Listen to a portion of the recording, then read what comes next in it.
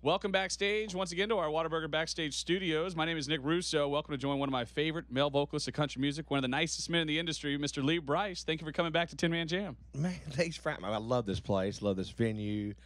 Love this whole show has always been great. Well, it's so cool to see so many of you on stage at one time and the vibe, and you can't buy tickets. You can only win your way in to be a part of this. Well, this is going to be special. I mean, because like you said, so there's a bunch of us here, and for us, it's cool too because it's like Gary. I haven't seen him in a long time, but like we're buddies, and it's just so we get to catch up. You know, it gets a fun night for us to be able to not only get in a cool room and sing, just be ourselves acoustic, you know, to a crowd that's like all about every little moment. But we get to catch up too as artists. It's also Gary Allen's birthday tomorrow too. It's not. It is. My little boy's birthday is today. Oh wow, man! I flew home yesterday. We had his party yesterday, and so I flew out this morning. And yeah, we got a giant. Cool. We got a giant birthday card, biggest birthday card I've ever seen. Big old cake for him, and we're gonna surprise him on stage. That's a little awesome, bit. man. Now, you know, you brought up the family, and something that I've noticed over the last 2 years, because we know you're the leader of the drinking class, and I know you enjoyed the wild days. But I felt like this album was grown man Lee Brice. Like this was a different vibe came through in the music.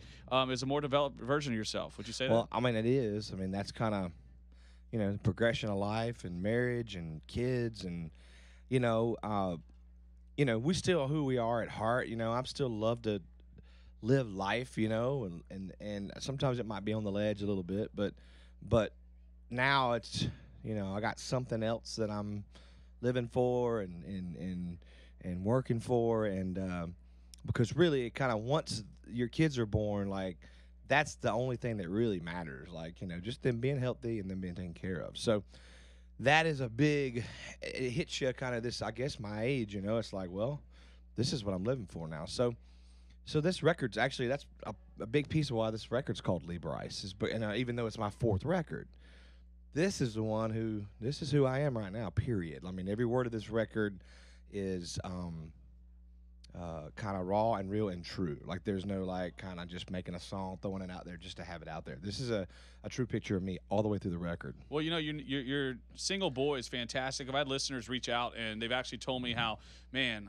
I caught myself crying while I was listening to it because it hit me the way that song hits somebody. You know, I'm assuming that when you first heard the song, when you first put it together, you kind of were hit the same way. Same way. Well, yeah. I mean, I heard the first verse, first chorus, and I was like, stop. I'm in. Call off the dogs. Don't ever pitch this song to anybody else. I'm cutting this song. Please tell me that I can cut this song. Because it was me. It was not just like my boys and me, but like it just clicked of the connection of my boys and me, and like the connection of me and my daddy, and like what my daddy kind of was going through and thinking, and I never knew how smart he was, you know. I thought, well, he's just trying to make me not have fun. You know, he's just whatever it was, you know, if I disagreed with it. And now I'm sitting here trying to, like, do everything I can to get my boys ahead in life, you know. Skip a step, like, of hurt. Skip a step of working hard, like, too hard whenever you could just, hey, do it this way. It won't be so hard. You know, they're like, what? Look at me like I got three heads, you know. But so it's that generational thing of kind of looking back and going, wow, I am my daddy, you know.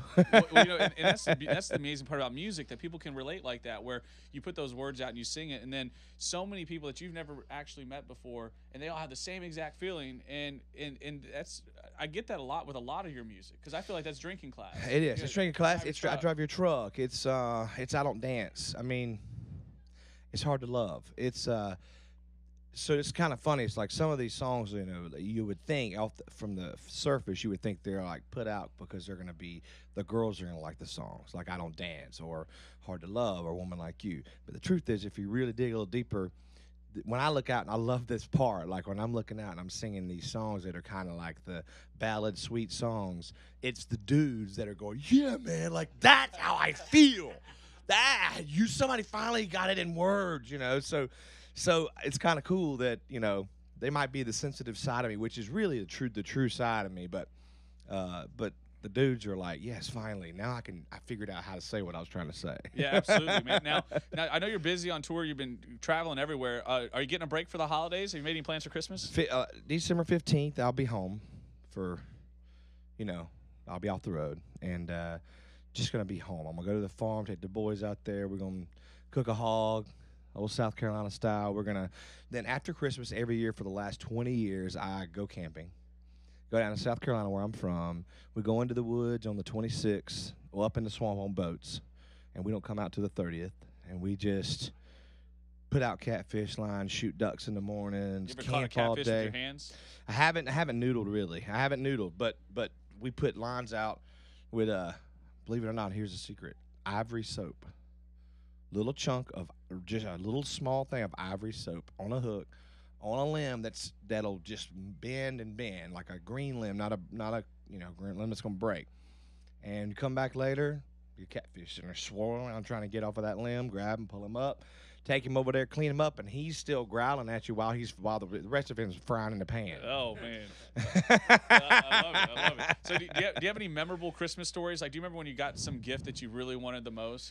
Yeah, I mean, it's kind of funny. It's over the years that stuff, I guess you get older, you get bigger gifts, and your parents maybe possibly make a little bit more money, but I will never forget. Really, kind of the first Christmas I really remember was that moment. I remember I woke up.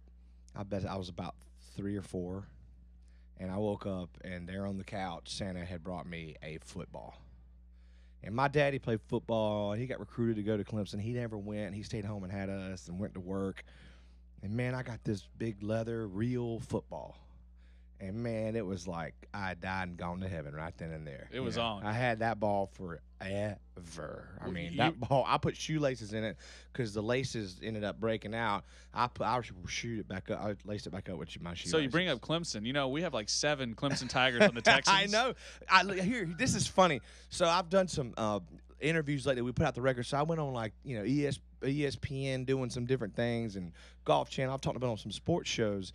And they're like, well, who do you watch? You from Carolina, you watch the Panthers? Oh, yeah. I mean, I'm a Panthers and a Titans fan. I've been in Nashville for 17 years now. But truthfully, I've watched Houston more this year than I've watched anything else because I'm like, all my players are there. Well, they'll hire anybody from Clemson. We're hurt right now. Maybe you should suit up. I'm like, dang, Deshaun, you're awesome. So much fun, man. It's invigorated the city. Then he hurt his knee, and we've just dealt so many injuries, but that's another story. Yeah, I was this morning. Earlier this year, I was rooting really hard for you, and so if y'all can get healthy, man, y'all. I mean, I said it, but I was like, y'all could have had a big sleeper season this year. Maybe next year will be the year. That's what we keep saying. Could be. They've been saying it for 40, 50 years. I'd love to see it. Deshaun's just so calm. It's like kind of like odd to watch. That's how I felt at Clemson all those years. And he's a stand-up character. He's just a good guy. dude, and I think Dabo, the Clemson coach, he trains and he coaches like men rather than just coaching football players.